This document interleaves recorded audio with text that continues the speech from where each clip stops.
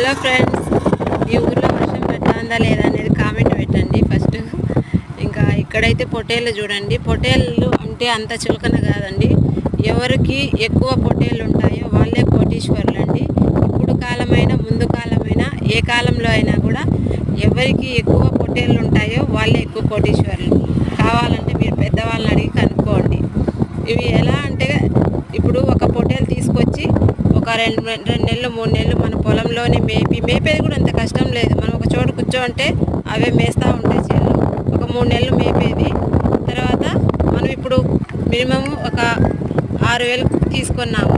Next వచ్చి ఒక 10,000కి అమ్ముకోవచ్చు. 3 నెలలు మేపుకొని తర్వాత మళ్ళీ అమ్ముకోవచ్చు. పొట్టేల్లో